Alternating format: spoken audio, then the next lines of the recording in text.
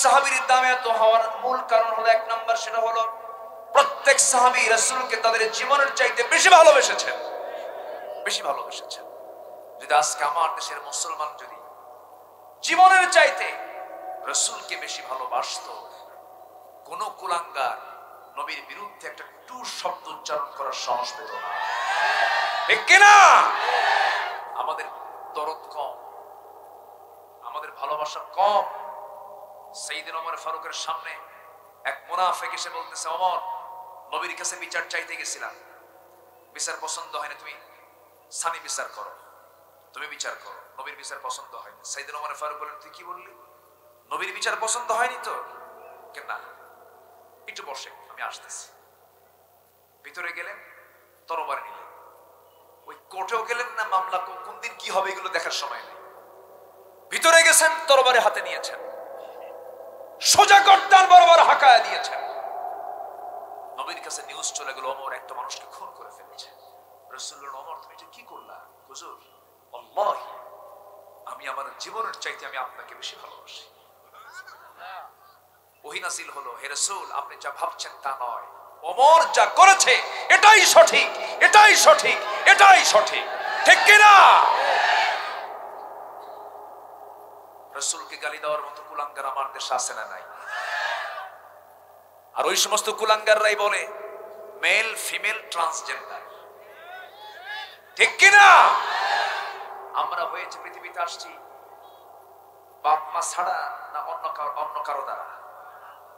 বাপ মা ছাড়া না বাপ মা মাধ্যম দিয়ে? বাপ মার মাধ্যম ছাড়া কি পৃথিবীতে কোন মানে প্রজন্ম আসতে পারে? আসতে পারে না। নারী এবং পুরুষ লাগবে, এটা বৈধ হোক আর অবৈধ হোক। নারী আর কি লাগবে? পুরুষ লাগবে। মেল ফিমেল ট্রান্সজেন্ডার কি? এটা কি? এটা কোন ভূত ঢুকালো? এটা কোন বদমাইশ এগুলো করছে? এগুলো নারী পুরুষ হবে, পুরুষ নারী হবে। এই বিকৃত যৌনাচার, এই বিকৃত আচরণ, বিকৃত মানসিকতা কারা তৈরি করছে? যারা ইসলামকে সমাজ থেকে নির্মূল করতে চায়। এরা নামাজও পড়ে, মদও খায়, মদের বোতলের কারবারও করে। মানে দুই দিকই থেকেই ওরা আল্লাহকে পেতে চায়, কিন্তু দুই দিক থেকে কি আল্লাহকে পাওয়ার কোনো সুযোগ আছে? সুযোগ নাই। যে কোনো একটা লাইন ধরতে হবে, যে কোনো একটা পথ আমাকে ধরতে হবে। ওই লোকের মতো হওয়া যাবে না। এক বেচারি কোরবানির আগের জমায়, ঈদুল আজহার আগের জমায় নামাজ পড়তে গেছে। খতিব সাহেব সেই জমায় কোরবানির তাৎপর্য নিয়ে ওয়াজ করতে গিয়ে কুরবানির গুরুত্বের উপরে খুব যথেষ্ট কথা বলেছেন। এক বেচারি এই ওয়াজ শুনে ভাবলো, আমাকে কুরবানি দিতে হবে, যেমন করিয়ে হোক। সে করছে কি? গরু চুরি করে আনছে। কি চুরি করে আনছে? গরু চুরি করে ফজরের সময় মসজিদের সামনে দিয়ে যায়। ইমাম দেখে বলে, কি ব্যাপারে এত রাতে তুমি গরু কোন জায়গা থেকে নিয়ে আসো? হুজুর, আপনার জন্যই তো, আপনি দিলেন খুতবা, আমি কি আর কুরবানি না দিয়ে থাকতে পারি? আপনি কুরবানির গুরুত্ব নিয়ে যে ওয়াজটা করছেন, আমাকে কুরবানি দিতেই হবে হুজুর। তো গরু পাইলা কই? হুজুর, চুরি করে আনছে। আমি কি চুরি করতে বলছি তোমারে? হুজুর, আপনি তা বলেন নাই, কিন্তু আমি এটা সমাধান বের করেছি। কি সমাধান? আপনি কুরবানির যে সওয়াবের কথা বলেছেন, আমার এত সওয়াব দরকার নাই। প্রত্যেকটা পশমে পশমে একটা করে নেকি, এত দূর আমার যাওয়া লাগবে না। কুরবানি দেওয়ার সওয়াব আর চুরি করার গুনাহ, মাঝখানে প্লাস মাইনাস, মাইনাস, মাঝখান দিয়ে আমার গোশত খাওয়া তো বোনাস। সওয়াব হোক আর না হোক, এরকম হিসাব কষা কিছু মুসলমান আমার দেশেও আছে না নাই? আসতে বলবেন না, আছে না নাই? আচ্ছা, তাছাড়া মদের আইন পাশ হয় কেন? ঠিক কিনা? মদের বোতল কি কোরআনে আছে? মদের বোতল কেন আছে? কোরআনে আছে। কোরআনে আল্লাহ তাআলা হারাম করেছেন কালকে না ১৫০০ বছর আগে। তাহলে মদ হারাম হয়েছে কত হাজার বছর আগে। এখন আপনি পাশ করার কে? আপনি কেন পাশ করবেন এটা? আপনি মুসলমান, আপনি কেন পাশ করবেন? বিচিত্র আমাদের দেশ, বিচিত্র এই দুনিয়া। কোরআন তেলাওয়াত অধিবেশন শুরু হয়ে যায়, আর অধিবেশন শুরু হলো তেলাওয়াত দিয়া, আইন পাশ হলো মদের। বিচিত্র কথা, বিচিত্র ভণ্ডামি ছাড়া কিছুই নয়। আল্লাহ রাব্বুল আলামিন মদের ব্যাপারে বলেছেন, ইন্নামাল খামরু ওয়াল মাইসিরু ওয়াল আনসাবু ওয়াল আজলামু রিজসুম মিন আমালিশ শাইতান ফাজতানিবুহু। নিঃসন্দেহে মদ, জুয়া, এই সমস্ত কারবারগুলো হলো শয়তানের কারবার। এই সমস্ত কাজে তোমরা অংশগ্রহণ করো না। কার কথা? আসতে বলবেন না, কার কথা? মদ খেলে তাল না মাতাল? বলেন, তাল না মাতাল? মাতাল। মদ হারাম হওয়ার যতগুলো কারণ আছে, এর মধ্যে এক নম্বর কারণ হলো মস্তিষ্ক বিকৃত হয়ে যায়। কোনটা মেয়ে কোনটা বউ চিনতে পারে না, কোনটা ঘরের বউ আর কোনটা তার ঘরের মেয়ে, এই সেন্সটুকু তার থাকে না। কি খাইলে? মদ খাইলে। তাহলে বলেন তো, কায়দা না বেকায়দা? বেকায়দা। কোন এক মদারু রাত ৩টার দিকে বাড়িতে এসে ডাকতেছে দরজায়, বউকে ডাকে, বউ দরজা খোলো। বউ মনে মনে চিন্তা করে, ও তো এত রাতে আসছে, খাই তো আসছে, দরজা খুলি কেমনে? থাপ্পড়ি মারে নাকি? মাথা তো ঠিক নাই। একটা ছেলে, তার বড় আছে, যুবক ছেলেকে ডাক দিয়ে বলে, বাবা ওঠো তো, তোমার আব্বা আসছে, সাথে চলো, দুজন মিলি দরজাটা খুলি। তো বড় ছেলেকে সাথে নিয়ে দরজার কাছে আসলে, দরজা খোলা মাত্রই চোখ লাল টকটকা, ডাবল লোডেড। দরজা খোলা মাত্রই মদারু তার বউকে লক্ষ্য করে বলছে, আসসালামু আলাইকুম আম্মা জান। যেরকম নাউজুবিল্লাহ। তো বউ কয়, হাই রে আমার বড় কপাল, তোমার কি একটু শরম হলো না? একটু তোমার সেন্স হলো না? পাশে একটা যুবক ছেলে দাঁড়ানো, যুবক ছেলের সামনে তুমি আমারে আম্মা বলে ডাকো। যুবক ছেলের দিকে তাকায় বলে, দুলা ভাই আসসালাম। এখন বলে, যেটা পান করলে হেড অফিস ঠিক থাকে না, সেটা কি কখনো হালাল হতে পারে? আসতে বলবেন না, পারে? আমার রাসূল এই মদের ব্যাপারে বলেছেন, আল খামরু উম্মুল খাবাইস। মদ হলো সকল পাপের মা। সকল পাপের কি মা? মূল, এটা মাদার। সকল পাপের মাদার হচ্ছে সকল অকামের, সকল অপকর্মের মূল মাদার হলো মদ। কেমন করে? একটা উদাহরণ দিলে বিষয়টি স্পষ্ট হয়ে যাবে। কোন এক নগরে আল্লাহর এক ওলির বসবাস ছিল।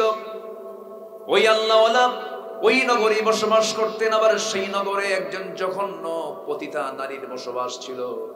ওই পতিতা নারী মনে মনে চিন্তা করলো, হাজারো মানুষের যৌবন নষ্ট করেছি, হাজারো পুরুষের জীবন নষ্ট করে দিয়েছি, এই আল্লাহওয়ালাকে আমি টার্গেট করব। টার্গেট করে ফেলেছে। টার্গেট করে কোনো একটা দিন তাকে ঘরের মধ্যে ফুসলায় তুলে নিয়েছে। তুলে নিয়ে বলছে, শোনো আল্লাহওয়ালা, আমার পরিচয় তুমি জানো কিনা জানি না, আমি হলাম এই শহরের একজন পতিতা নারী। তুমি আমার সামনে এখন আছো,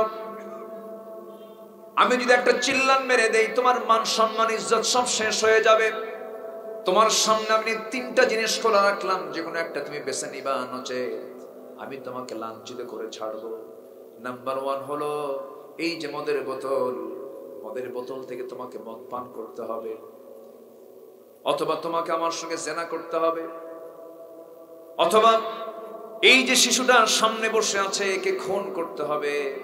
আল্লাহওয়ালা মনে মনে চিন্তা করে, খুন তো কোনো ক্রমেই করা যাবে না, জেনা করলে তো ঈমানই থাকে না, মদের বোতল তো হারাম, এখন কি করি? ওই বেচারি মদের বোতলটাকেই প্রাধান্য দিয়ে যখন মদের বোতল থেকে এক ঢোক মদ খেয়ে নিয়েছেন, তাল না মাতাল? বলেন, তাল না মাতাল? মাতাল হয়ে গেছে। যে জীবনে একবারও জর্দা খায় নাই, প্রথম দিন জর্দা খাইলে কি হতে পারে বলেন? এক ঢোক মদের বোতল খাওয়ার কারণে সেন্সলেস হয়ে গেছে, মদের গুনাহ হয়ে গেল। যখন মানুষ সেন্সলেস হয়ে যায়, তখন তো জেনাকে সেই যেভাবে জেনা হয়ে গেছে, খুনও হয়ে গেছে। চিন্তা করেন, নিল, মনে করলো যে এটা কম বড় হারাম নয়, মদের বোতলটা নিয়ে মদ খেলো, জিনাও করলো, খুনটাও করলো, সব পাপ তার সঙ্গে জড়িত হয়ে গেল। আমার রাসূল বলেছেন মদ হলো সমস্ত পাপের মা। মদ আছে যেখানে জিনা আছে সেখানে, জিনা আছে যেখানে খুন আছে সেখানে। সেই মদের বোতল আমার দেশেও আছে না নাই? কেরু কোম্পানি, কেরুয়ান কম, চুয়াডাঙ্গার দর্শনায় একটা মদের ফ্যাক্টরি আছে। সেই মদের ফ্যাক্টরিতে গত বছর বেশ কয়েক কোটি টাকা দেশের মুনাফা হয়েছে, লাভ হয়েছে। আলহামদুলিল্লাহ। কি কইছে? নাউজুবিল্লাহ কইছে? সম্মানিত ভাইরা, আমার দিকে তাকান। ওই জায়গায় খুব কথা হচ্ছে, ওখানে একটা আমার মনে হয় স্বেচ্ছাসেবক থাকা দরকার ওই কোণায়। ওই আওয়াজটা যেন না থাকে, একটু খেয়াল রাখেন আপনারা। মানুষ যদি ওই দিকে তাকায় তাহলে তো আমি কথা বলতে পারবো না। আমার দিকে তাকান। মাহফিলের পরিবেশ সুন্দর করার জন্য এখানে আওয়াজ থাকতে হবে কয়টা? একটা। এই আওয়াজ ছাড়া অন্য কোনো আওয়াজ আসলে এটা কি মানে সাজানো না এলোমেলো হয়ে যাবে? এলোমেলো হয়ে যাবে, এটা খেয়াল করেন সম্মানিত ভাইরা। তাহলে মদ যে সমস্ত পাপকে টেনে আনে, এতে কোনো সন্দেহ আছে? আসতে বলেন, এতে কোনো সন্দেহ আছে? কিন্তু আপনি এগুলো বন্ধ করবেন কেমনে? বিশ্ব বাজারে, বিশ্ব বাণিজ্যে প্রতি বছর বাণিজ্যিক ভাবে মদ বিক্রির পরিমাণ হলো $1600 বিলিয়ন। পতিতাবৃত্তি হয় বিশ্বব্যাপী, বিশ্ব বাণিজ্যে বছরে গড়ে প্রায় $400 বিলিয়ন।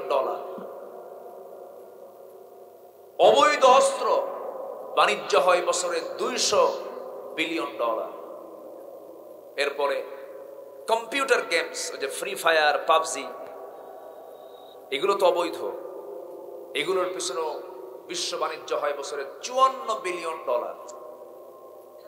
এসব কিছু মিলে বার্ষিক গড় এই মাদক, এই মদ, এই পতিতা, তারপরে এই জুয়া, ক্যাসিনো সব মিলে বছরে বার্ষিক প্রায় $2685 বিলিয়ন কেনা বেচা হয় এই অবৈধ খাতে।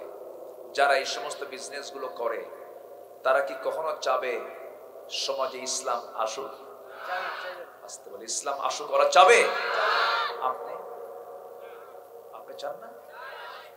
আপনি চান না? আপনি কি চান? যারা চায় না তাদের চেনার দরকার আছে না নাই? যারা চায় তারা বন্ধু, আর যারা চায় না তারা শত্রু। আমি কিন্তু আজকে আমার আলোচনার সাবজেক্ট হলো বন্ধু কারা আর শত্রু কারা। তাহলে আমরা কাকে বন্ধু বানাচ্ছি আর কাকে শত্রু বানাচ্ছি এটা তো আমাদের চেনা দরকার। তাহলে মদ যারা খায়, মদ যারা তৈরি করে এবং মদের লাইসেন্স যারা দেয়, তারা আমার তো আপন প্রিয়জন। আসতে কয় প্রিয়জন, কারণ তারা লাইসেন্স নিয়ে পতিতাবৃত্তি করছে। আপনি তাকে ধরতে পারবেন না, আপনি তাকে কিচ্ছু বলতে পারবেন না। সে বলবে অসম্ভব, আমি তোর বিরুদ্ধে মামলা দেব। আমি একজন লাইসেন্সধারী, I am a sex worker, legal sex worker, এই কথা বলবে। আমি একজন বৈধ যৌন কর্মী, তুই মামলা খাবি। তাহলে আপনি কথা বলতে গিয়ে, একটা অবৈধ কাজের বিরুদ্ধে কথা বলতে গিয়ে আপনি মামলা খেতে বাধ্য হচ্ছেন। এরকম কিছু এখন আছে না নাই? আসতে বলবেন না, আছে না নাই? তাহলে আমরা পক্ষ নেব কার? আসতে বলবেন না কার? আল্লাহর পক্ষ নিতে হবে। সমস্ত হারাম গুলোকে বর্জন করতে হবে জান্নাত পাওয়ার জন্য। একটা লাইন ওয়াজই যথেষ্ট। আমার একটা লাইনটা মনোযোগ দিয়ে শোনেন। যদি কোনো বান্দা হারামকে যদি না বলে, আল্লাহ তার জন্য জাহান্নামকেও না বলবে। বান্দা যদি হালালকে হ্যাঁ বলে, আল্লাহ তার জন্য জান্নাতকে হ্যাঁ বলে দিবেন। খুব সহজ হিসাব। এই দুনিয়ার জীবনে চলতে গিয়ে হারামকে শুধু মাইনাস করে ফেলবো, হালালকে ধরে ফেলবো, আল্লাহর 8টা জান্নাত আমার আপনার জন্য অপেক্ষা করবে। কিন্তু হারাম কাজই তো বেশি আজ। আপনি ভালো মানুষ, সমাজে অচল, অফিসে আপনি ভালো অফিসার, অফিসে অচল, আপনি সৎ মানুষ, আপনাকে বোকা বলে, ঠিক কিনা? নিজের বোনকে পর্যন্ত সম্পত্তি বুঝায় দেয় না। মার পেটের বোন, একই মার পেট থেকে ভাই হয়েছে, বোন হয়েছে, বাপ মা মারা গেছে, বোনকে সম্পত্তি বুঝায় দেয় না। এমন ভাই তো সাথীয় উপজেলায় নাই।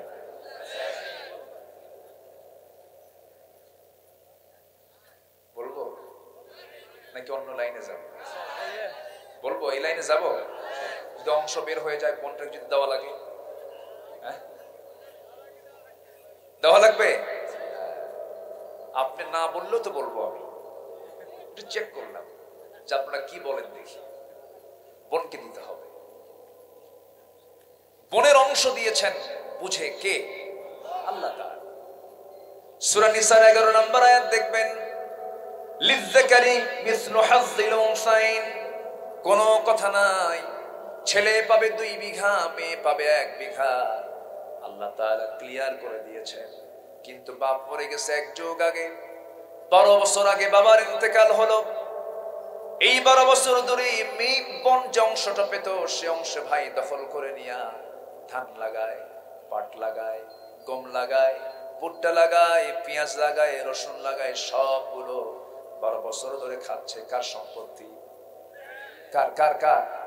বোনের সম্পত্তি খাচ্ছে। বোনকে মাঝে মাঝে বলে, বোন মাঝে মাঝে একটু বেরিয়ে যেও, ভালো বন্ধু কিছু খাওয়ায়, একটু পামচাম দেয়, খুশি করার চেষ্টা করে। 1 যুগ চলে গেল, ওই বেচারি বোনের সম্পত্তির ধানগুলো গোলাই তুললো, বোনের সম্পত্তির পেঁয়াজগুলো বেচে বেচে ব্যাংকে টাকা জমা করলো। আপনি হজে গেলেন, আপনার হজ আল্লাহর দরবারে মঞ্জুর হবে না, ঠিক কিনা? আমার মায়েরা খুব খুশি, হুজুর কমন পড়ছে, একটু ভালো করে কম। এই কৃপণতা আপনি কেন দেখান? বোনকে বোন বুঝাই দিবেন।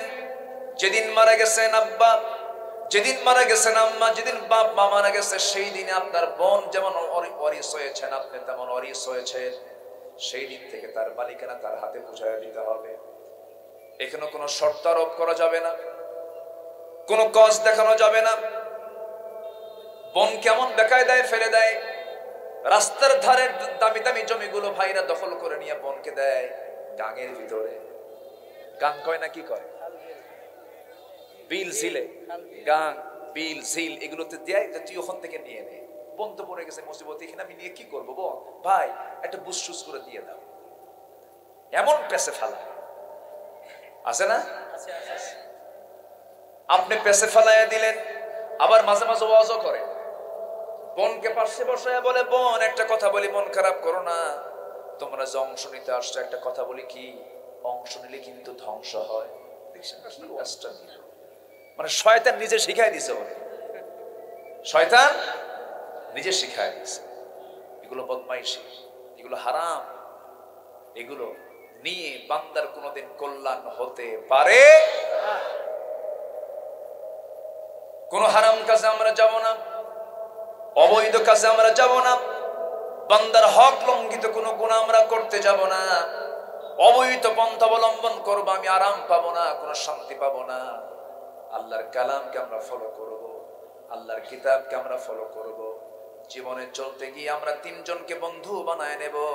আমরা এখন ক্লিয়ার হয়ে নিচ্ছি, আমাদের বন্ধু জীবন হবে মোট কয়জন বলেন? 3 জন বন্ধু হবে। কে বলে দিয়েছেন? আল্লাহ বলে দিয়েছেন। এই 3 জনের সঙ্গে যারা শত্রুতা হবে, তারাই আমার শত্রু হবে। এই 3টা বন্ধু কারা কারা একটু শোনেন মনোযোগ দিয়া। আল্লাহ রাব্বুল আলামিন বলেন, ইন্নামা ওয়ালিয়্যুকুমুল্লাহু ওয়া রাসূলুহু ওয়াল্লাযীনা আমানুল্লাযীনা ইউকিমুনাস সালাতা ওয়া ইউতুনাস যাকাতা ওয়া হুম রাকিউন। জোরে বলুন আল্লাহু আকবার। তোমাদের জীবনে 1 নম্বর বন্ধু হচ্ছেন তোমাদের আল্লাহ। তুমি মনে করতেছো তোমার বউটা প্রিয়, অসম্ভব। তোমার ছেলে প্রিয় অসম্ভব, তোমার ভাই প্রিয় না অসম্ভব, তোমার বউ প্রিয় অসম্ভব। না না, এগুলো সব ক্ষণিকের জন্য তুমি দেখতে পাচ্ছ। তোমার দাদা চলে গেছে, তোমার নানা চলে গেছে, তোমার দাদি চলে গেছে, তোমার দাদা চলে গেছে। আজকে তুমিও বিদায় হয়ে যাবে, সব পর হয়ে যাবে। সন্তান তোমার কবরের পাশে যাওয়ার সময়টাও পাবে না, সব ভুলে যাবে। আজকে তুমি দুনিয়া থেকে বিদায় নিয়ে নাও, বড় জোর 3 দিন 4 দিন কান্নাকাটি থাকবে, এরপরে সব স্বাভাবিক হয়ে যাবে। সম্পত্তি নিয়ে মারামারি শুরু হয়ে যাবে। দিন শেষে বন্ধু আমার কেউ না, দিন শেষে বন্ধু আমার একমাত্র কেবলমাত্র শুধুমাত্র তিনি কে? আল্লাহ তাআলা। তিনি আমার আলমে আরওয়াহেও ছিলেন, রূহের জগতে আল্লাহ আমার সাথে ছিলেন। মার পেটের ভিতরে যখন ছিলাম 9টি মাস 10টি মাস, সেই সময় ওই মার পেটের ভিতরে পেশাব পায়খানা না করায়া, ওই মার পেটের ভিতরে দুনিয়ার কোনো খাবার না খাওয়ায়া এমন সুন্দর পদ্ধতি করে মার পেটের মধ্যে খাওয়ায়া দিয়েছে, আমাদের কারো মনে নাই। কিন্তু খাইছে কিনা বলেন? খাইছে। কে খাওয়াইছেন? সরাসরি আল্লাহ খাওয়ায়া দিয়েছে। মার পেটের জগৎ থেকে আমি দুনিয়ার জগতে আসলাম। দুনিয়ার কোনো খাবার আমার পেটে অ্যাডজাস্ট হবে না। এই জন্য মহান রব্বুল আলামিন আমার পৃথিবীতে আসার 6 মাস আগে মার স্তনে না গরম না ঠান্ডা খাবার বন্দোবস্ত করে দিয়েছেন। আবার এটা খেতে নিয়ে যেন গলায় যেন আটকে না যায় দুধগুলো, এই জন্য মার স্তনের মধ্যে 32টা ছিদ্র করে আল্লাহ রাব্বুল আলামিন আমার আপনার খাবারের ব্যবস্থা করে দিয়েছে। সুবহানাল্লাহ। কি দেন নাই আল্লাহ তাআলা সব দিয়ে দিয়েছেন। আল্লাহ বলছেন, বান্দারে দুনিয়াতে আসছিস, তোর নাকের ডগে অক্সিজেনটা আমি দিয়ে দিয়েছি, আকাশের একটা সূর্য তোকে দিয়ে দিয়েছি, সূর্যের আলো তুই পাস, নাকের অক্সিজেন পাস। একটু আমি তোর জন্য জমিনটাকে উর্বর করে দিয়েছি, বান্দা জমিনে তুই ধান লাগাবি, সেই ধানটা আমি বড় করব। পাট লাগাবি, আমি পাটটাকে বড় করব। আম গাছ লাগাবি, আমি আম গাছ আম ধরায় দেব, জাম গাছে জাম ধরায় দেব। সব তো আমি তোর জন্য করলাম বান্দা। আমাকে তুই সময় দিতে পারিস না, আমাকে তুই টাইম দিতে পারিস না, কিন্তু সবাই তোকে একদিন ভুলে যাবে, ছেড়ে যাবে, হেরে যাবে, কিন্তু ভুলবেন না তিনি কে? আল্লাহ। আল্লাহই তো আমার সব। আমরা আল্লাহ কি তো সবচেয়ে বেশি ফাঁকি দিই, কিন্তু আল্লাহ আমাকে ফাঁকি দেন না। আল্লাহ প্রত্যেক রাত তিনি চলে আসেন দুনিয়ার আকাশে। সুবহানাল্লাহ বলবেন না? প্রত্যেক রাতে, প্রত্যেক রাতে। কোন রাতে বলেন? কোন রাতে? আর আমার দেশে আকাম কুকাম হয় সবচেয়ে বেশি কোন রাতে? চিন্তা করে। মদের আসর বসে শেষ রাতে, আকাম কুকাম বসে শেষ রাতে, গভীর রাতে এই সমস্ত কর্মগুলো হয়। আল্লাহ বলছেন, বান্দারে 12টা যখন বেজে গেল, আমি আল্লাহ তাআলা আরশ আজিম থেকে দুনিয়ার আকাশে চলে আসে। ফিস সামাইদ দুনিয়া, দুনিয়ার আকাশে এসে বলে, আলামি মুস্তাগফিরিন ফাগফির আলা, কোন ক্ষমা প্রার্থী আছে আমার কাছে ক্ষমা চাবে, আমি তাকে ক্ষমা করে দেব। জোরে বলি সুবহানাল্লাহ। আমার বন্ধুগণ, আল্লাহ কত দূর! এখানে যারা বসে আছে, এটা হলো সাথিয়া উপজেলার কি গ্রাম? মানে গ্রামে ভিন্ন, গ্রামের নামই ভিন্ন। জি, মানে অন্য গ্রাম একরকম, আর এটা কঠিন নাম দেখতেছে। আর এটা আবার জগৎ আছে, ভিন্ন জগৎ আছে না? ভিন্ন জগৎ মানে এই জগতের বাইরে, ওটা ভিন্ন। আচ্ছা, হ্যাঁ, আমি ভিন্ন গ্রামকে দেখতে চাই। কেমন দেখতে চাই বলেন? আমি এই গ্রামকে দেখতে চাই, ভিন্ন গ্রাম হবে একটি বেনামাজি মুক্ত গ্রাম, তাহলে ভিন্ন গ্রাম হবে কি? ঠিক আছে না? আমরা এই গ্রামকে দেখতে চাই একটা বেনামাজি মুক্ত গ্রাম। দেখতে চাই কি? জোরে বলি ইনশাআল্লাহ। এই গ্রামে কোনো বেনামাজি থাকবে না। বেনামাজি মুক্ত গ্রাম হলেই ভিন্ন গ্রামের নামের সার্থকতা আসবে। হ্যাঁ, আসলে ভিন্ন গ্রাম যেখানে কোনো বেনামাজি নাই। আল্লাহ কবুল করুন। জোরে বলি আমিন। আরো জোরে আমিন। এই ভিন্ন গ্রাম থেকে আপনি আকাশের দিকে তাকান, সূর্যটা এখন দেখতে পাচ্ছি। এই সূর্যের উপরে রাতের বেলা আমরা তারা দেখতে পাই, চাঁদ দেখতে পাই। ওই তারকাগুলো কি সূর্যের চাইতে ছোট না বড়? শুধু বড় না, অনেক বড়, অনেক বড়। এক একটা তারকা আছে যে তারকাগুলো এত দূরে এবং এত বড় যে তারকার আলোটা পর্যন্ত এই পর্যন্ত পৃথিবীর বুকে আসে নাই, এত দূরে সেই তারকা। এই সূর্য আমরা দেখতে পাচ্ছি প্লেটের মতো, এই সূর্য এই পৃথিবীর চাইতে 13 লক্ষ গুণ বড়। জোরে বলি সুবহানাল্লাহ। আবার ওই সূর্যের চাইতে ওই যে তারকা জোনাকির মতো মিটিমিটি মিটিমিটি করে জ্বলে আমাদের চোখে ধরা পড়ে, এই তারকাগুলো ওই সূর্যের চাইতে 33 কোটি গুণ বড়। কত তারকা? একটা তারকা। কি একটা আকাশে? অসংখ্য। এই অসংখ্য তারকারাজি। মানুষ চাঁদের দেশে গেছে, মানুষ মঙ্গল গ্রহে গেছে, মানুষ সূর্যের কাছে যেতে পারবে না, সূর্য তো জ্বালিয়ে দেবে সবকিছু। মানুষ যদি মনে করে যে আমি একটু চাঁদ দেখলাম, মঙ্গল গ্রহ দেখলাম, একটু তারকার দেশ দেখতে যাব, তো পৃথিবীর সবচেয়ে নিকটবর্তী তারকার দেশ হলো প্রক্সিমা সেন্ট্রাই। এই প্রক্সিমা সেন্ট্রাই যদি কেউ যেতে চায়, পৃথিবীর কোনো বিমান, কপ্টার, যানবাহন দিয়ে হবে না, তাকে যেতে হবে নভোযানে। নভোচারীরা যে যানে চড়েন, এরকম একটা নভোযানে তাকে যেতে হবে। বর্তমান দুনিয়ার লেটেস্ট নভোযান হলো অ্যাপোলো 11, যার ঘন্টার গতি হলো 39,000 কিলোমিটার। 39,000 কিলোমিটার যায় কয় ঘন্টায়? 1 ঘন্টায়। এই গতিতে যদি কোনো বান্দা রওনা দিয়ে দেয় ওই প্রক্সিমা সেন্ট্রাই নামক পৃথিবীর সবচেয়ে নিকটবর্তী তারকার দেশে, তার যেতে সময় লেগে যাবে 1,15,000 বছর মাত্র। যাবেন কারা কারা? হাত তুলে। সম্ভব? বাঁচবেন কয়দিন? যাবেন কোনদিন? এই তো মহাশূন্য।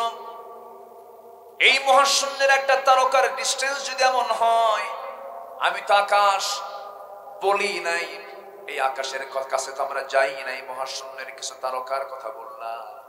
আল্লাহ তাআলা বলছেন, বান্দারে আমার আরশ আজিমটা হলো এই প্রথম আকাশ, এরপর আরেকটা সেকেন্ড আকাশ, এরপর আরেকটা আকাশ, সাবআ সামাওয়াত। পরে সেই আরশ আজিম থেকে আমাকে আপনাকে মাফ করার জন্য তিনি প্রত্যেক রাতে 12টার পরে প্রথম আকাশে এসে আমাকে ডাক দেন। জোরে বলুন সুবহানাল্লাহ। আমাকে ডাকেন তিনি কে? আল্লাহ। আমাকে ডাকেন তিনি কে? আল্লাহ। বান্দাকে সময় নাই, মদ খায়। সময় নাই, মদ খায়। বসেন,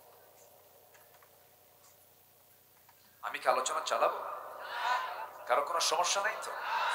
আমরা কিন্তু একটা বন্ধু পেয়ে গেছি 1 নম্বরে। তিনি কে? আসতে বল, তিনি কে? আমরা তাকে কি সময় দেব? কয় ওয়াক্ত নামাজ পড়বো?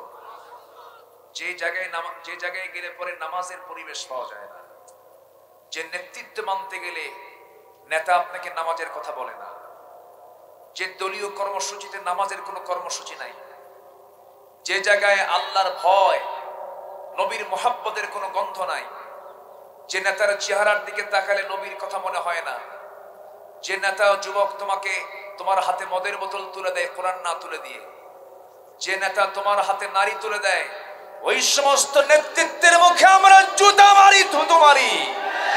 রাজি আছেন কারা কারা? হাত উঁচু করে দেখান মুসলমান।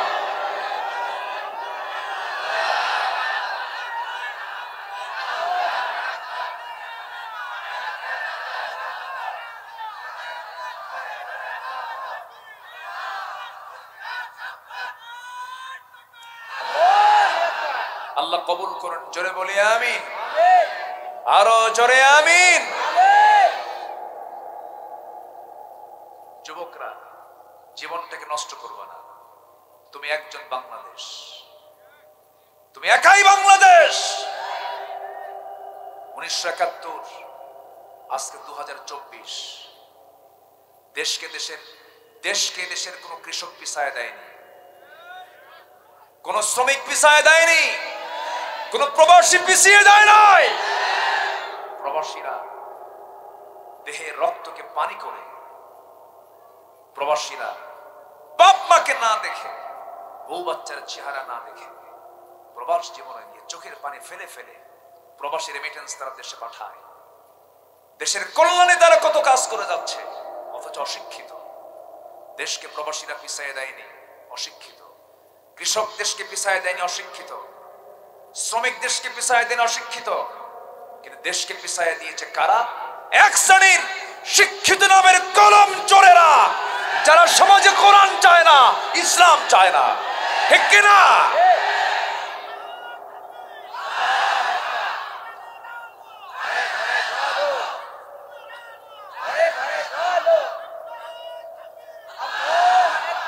বাড়িতে লেগেছে আগুন, নিভাতে হলে কি লাগবে?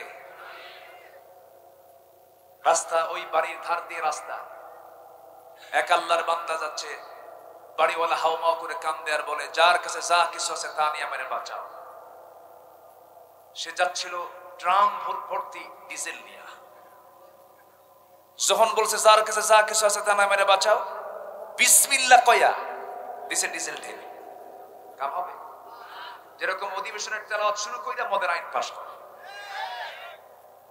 আরেকজন যাচ্ছে ভ্যান ভর্তি লাকড়ি নিয়ে, যখন শুনছে যার কাছে যা কিছু আছে তা না মেরে বাঁচাও, বিসমিল্লাহ বলে লাকড়ি দিছে ঢেলে। আগুন কি কমবে না দ্বিগুণ জ্বলবে? দ্বিগুণ জ্বলবে। আগুন নিভানোর উপাদান তো পেট্রোল, ডিজেল, অকটেন, লাকড়ি খড়ি নয়। আগুন নিভানোর জন্য যেমন প্রয়োজন পানি, তেমনি আজকে সমাজের যে মানবতা, সমাজের যে আগুনে, সমাজের ভিতরে যে আগুন দাউ দাউ করে জ্বলছে, যে পাশবিকতা জ্বলছে, এই আগুনকে দমানোর জন্য পৃথিবীর কোন আইন দিয়ে চলবে না। একমাত্র দরকার হচ্ছে আমার আল্লাহ তাআলার বিধান, আইন। ঠিক কিনা? এগুলো কথা বললে আমরা হয়ে যাই ধর্মান্ধ, কট্টরপন্থী, মৌলবাদী, উগ্রবাদী, জংলাতুল জংলা, এগুলো বলে আমাদের। সম্মানিত ভাইয়েরা, যে যে কথাই বলুক না কেন, দিন শেষে আমার বন্ধু কিন্তু কেউ না। আমার বন্ধুকে আমি আল্লাহকে নিয়ে থাকতে চাই। রাজি আছেন না সবাই? সবাইকে রাজি আছেন না ইনশাআল্লাহ?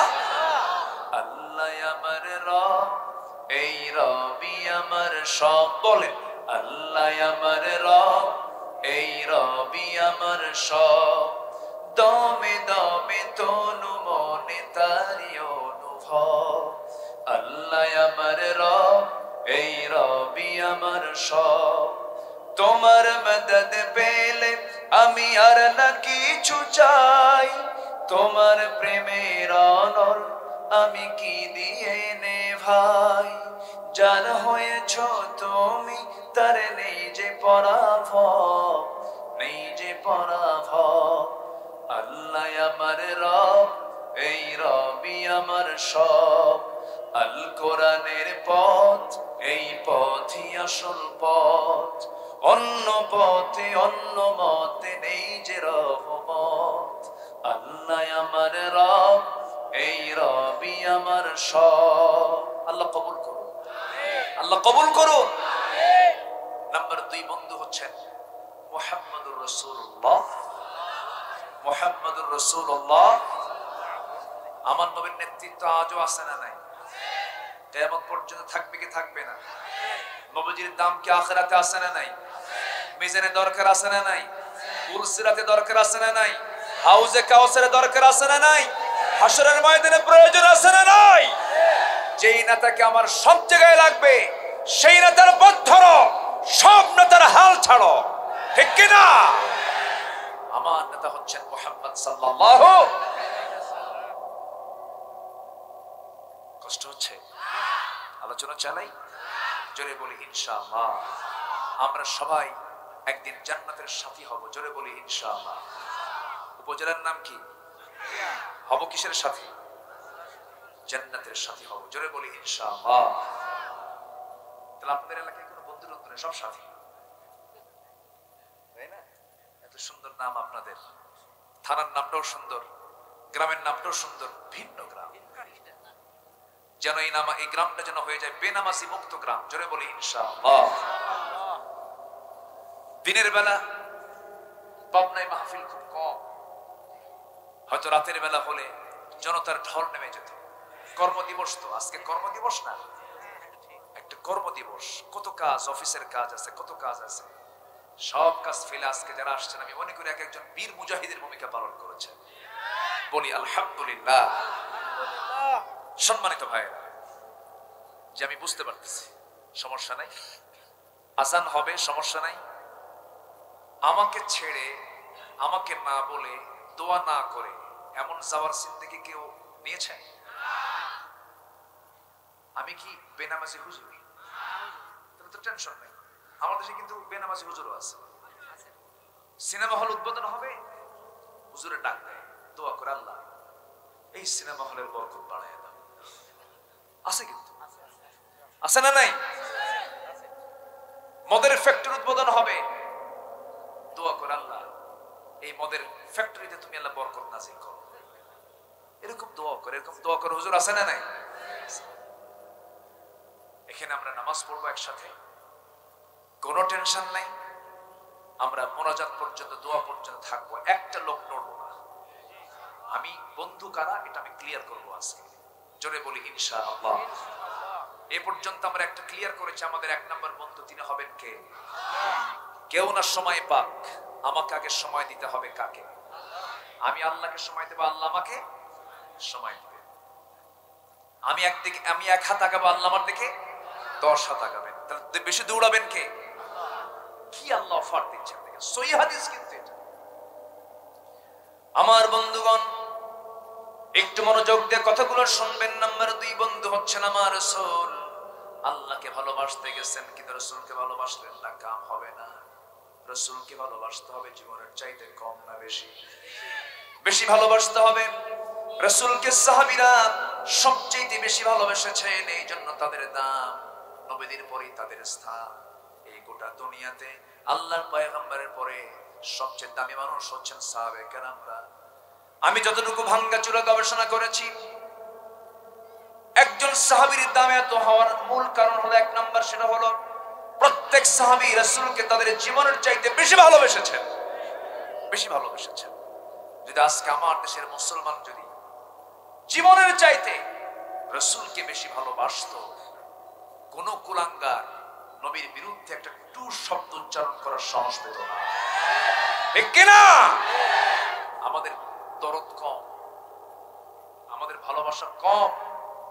সাইয়েদনা ওমর ফারুকের সামনে এক মুনাফিক এসে বলতেছে, ওমর, নবীর কাছে বিচার চাইতে গেছিলাম, বিচার পছন্দ হয়নি, তুমি সানি বিচার করো, তুমি বিচার করো, নবীর বিচার পছন্দ হয়নি। সাইয়েদনা ওমর ফারুক বলেন, তুই কি বললি? নবীর বিচার পছন্দ হয়নি তো? না, একটু বসে, আমি আসতেছি। ভিতরে গেলেন, তরবারি নিলেন, ওই কোর্টেও গেলেন না, মামলা কোন দিন কি হবে এগুলো দেখার সময় নেই। ভিতরে গেছেন, তরবারি হাতে নিয়েছেন, সোজা গর্দান বরাবর হাঁকায়া দিয়েছেন। নবীর কাছে নিউজ চলে গেল, ওমর একটা মানুষকে খুন করে ফেলেছে। রাসূল বললেন, ওমর তুমি এটা কি করলা? হুজুর, আল্লাহি আমি আমার জীবনের চাইতে আমি আপনাকে বেশি ভালোবাসি। ওহী নাযিল হলো, হে রাসূল আপনি যা ভাবছেন তা নয়, ওমর যা করেছে এটাই সঠিক, এটাই সঠিক, এটাই সঠিক, ঠিক কিনা? রাসূলকে গালি দেওয়ার মতো কুলাঙ্গার আমার দেশে আছে না নাই? আর ওই সমস্ত কুলাঙ্গাররাই বলে মেল ফিমেল ট্রান্সজেন্ডার, ঠিক কিনা? আমরা হয়েছে পৃথিবীতে আসছি বাপ মা ছাড়া না অন্য কারো দ্বারা? বাপ মা ছাড়া না বাপ মা মাধ্যম দিয়ে? বাপ মার মাধ্যম ছাড়া কি পৃথিবীতে কোন মানে প্রজন্ম আসতে পারে? আসতে পারে না। নারী এবং পুরুষ লাগবে, এটা বৈধ হোক আর অবৈধ হোক। নারী আর কি লাগবে? পুরুষ লাগবে। মেল ফিমেল ট্রান্সজেন্ডার কি? এটা কি? এটা কোন ভূত ঢুকালো? এটা কোন বদমাইশ এগুলো করছে? এগুলো নারী পুরুষ হবে, পুরুষ নারী হবে। এই বিকৃত যৌনাচার, এই বিকৃত আচরণ, বিকৃত মানসিকতা কারা তৈরি করছে?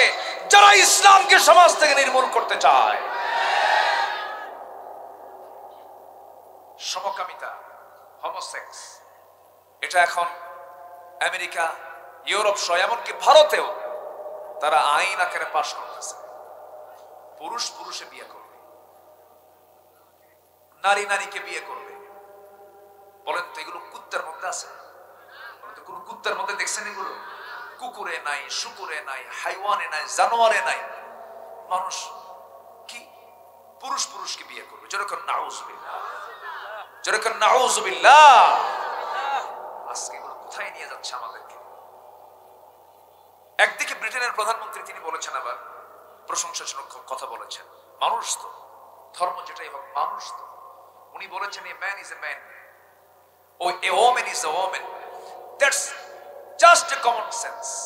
একটা পুরুষ একটা পুরুষ, একটা নারী একটা নারী, এটা বোঝার জন্য বুদ্ধিজীবী হওয়া লাগে না, একটা সামান্য সেন্সটাই যথেষ্ট, বেশি কিছু লাগে। আজকে বিকৃত যৌনাচার গুলো শেখানো হচ্ছে ক্লাস 10 এর সিলেবাসে। সামাজিক বিজ্ঞান বইয়ের ভিতরে ফিলিস্তিনের মানচিত্র না দেখায়া ইসরায়েল মানচিত্র দেখানো হয়েছে। বন্ধু কি আমাদের ইসরায়েল না ফিলিস্তিন? বন্ধু কি আমাদের ইহুদি না মুসলমান? আমরা দেখবো ফিলিস্তিনের মানচিত্র না ইসরায়েলের মানচিত্র? আমরা কিসের মানচিত্র দেখবো? আমরা অবৈধকে ফিলিস্তিন না ইসরায়েল? এগুলো কেন শেখানো হচ্ছে?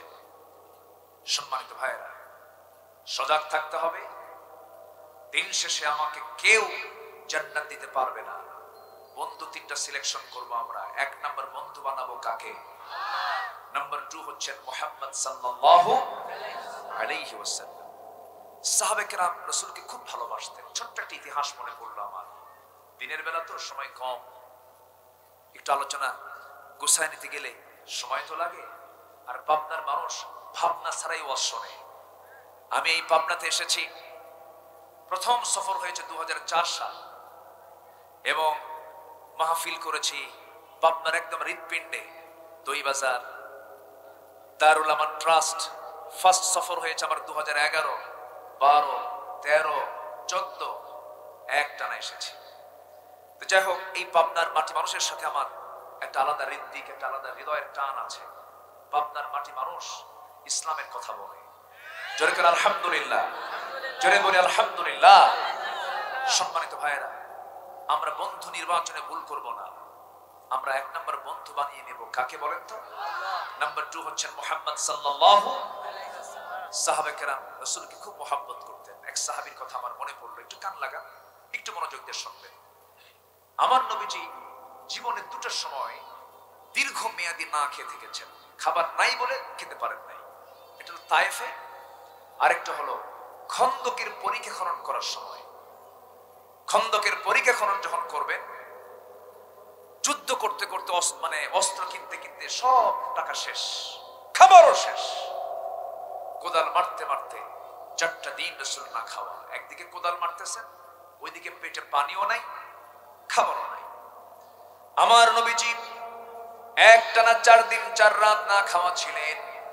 নবীজি ক্ষুধার যন্ত্রণা সহ্য করতে না পেরে 4র্থ দিন সকালবেলা আমার নবীজি পেটে পাথর বেঁধেছেন। পেটে যখন পাথর বেঁধেছেন, এই দৃশ্য কোন সাহাবীর চোখে পড়ে নাই। একজন সাহাবীর চোখে পড়েছে, তিনি দেখে ফেলেছেন। কাছে গিয়ে হাউমাউ করে কেঁদে উঠে বলছেন, হুজুর আপনার পেটে তো পাথর আমি দেখে ফেলেছি। রাসূল বলেন, আমি তো জুব্বা দিয়ে ঢেকে রেখেছি, তুমি দেখলা কেমনে হুজুর? আমি তো আপনাকে ভালো করে চিনি, আমি আপনাকে খুব কাছ থেকে দেখেছি। আপনার তো পেট এমন উঁচা নয়, পেটে আপনি পাথর বেঁধেছেন, খুব কষ্ট হচ্ছে আপনার। হুজুর আপনি যদি আমাকে অনুমতি দেন, বাড়িতে যাব, আপনার জন্য কিছু রান্না বান্না করে আসবো। রাসূল বললেন, যাও সাহাবী যাও। ওই সাহাবী চলে গেলেন, বউকে ডাক দিয়ে বলছেন, বউ আমার, রাসূল প্রচন্ড ক্ষুধার্ত, তৃষ্ণার্ত, পিপাসার্ত, 4 দিন যাবত কোনো খাবার নাই, পেটে পাথর বেঁধেছে। আমাদের যে ছোট্ট একটা ছাগল ছিল, সেই ছাগলটা আমরা জবাই করে ফেলি, 5 থেকে 6 কেজি ওজন হবে। সেই ওজনের ছাগলটা জবাই করে ফেললেন, রান্না বান্না করে ফেলা হলো। বউ বলতেছে, আমার স্বামী আপনি তো রাসূলকে দাওয়াত দিবেন, কিন্তু ছোট্ট ছাগল, রাসূল সহ 2-1 সাহাবী আসতে পারবে, কিন্তু বেশি লোক কিন্তু আসলে হবে না খাওয়া। কয়েকজনকে সঙ্গে করে নিয়ে আসবেন, এই জন্য রাসূলকে আপনি কানে কানে বলে আসবেন। সাইয়েদনা যাবেন, নবীর কাছে চলে গেলেন। নবীর কাছে গিয়ে নবীর কানে কানে বলছে, হুজুর রান্না বান্না কমপ্লিট হয়ে গেছে, 20 জন গেলে পরে খাওয়া দাওয়া হবে না, রুটিও বানাইছি, আপনি সহ 2-1 সহ চলুন আমরা একসঙ্গে আমাদের বাড়িতে চলে যাই, আমার বাড়িতে চলে যাই।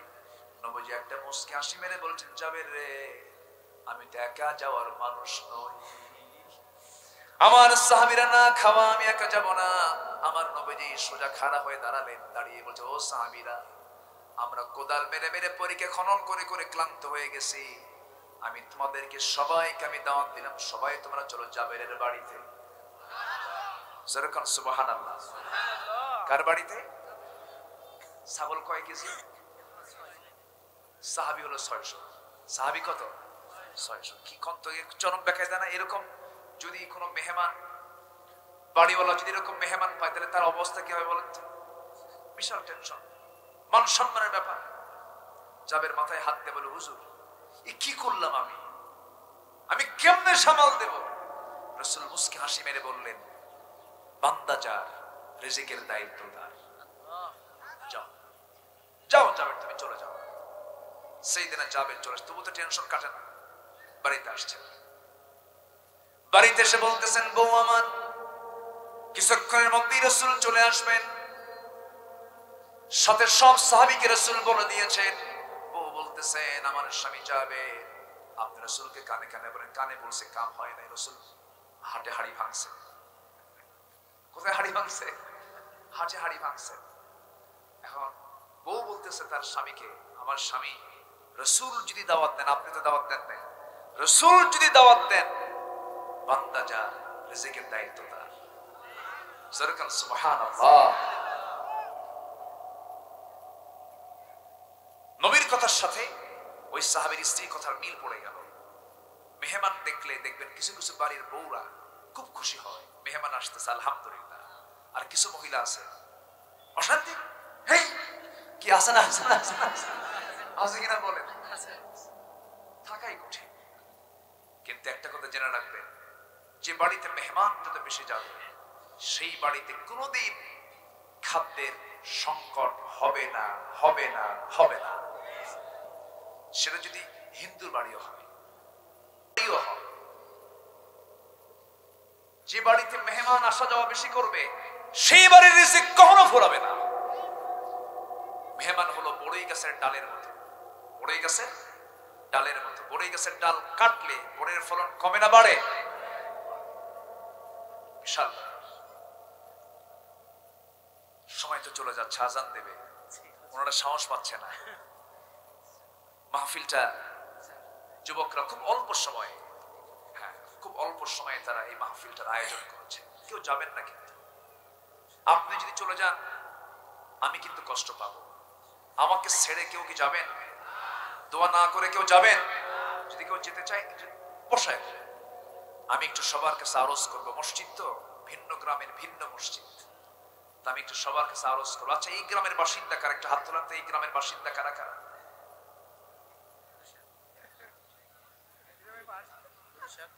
ও আল্লাহ, সব তো ওই সাইডে দেখতেছি সামনে। ও গ্রামটা ছোট মনে হয় না?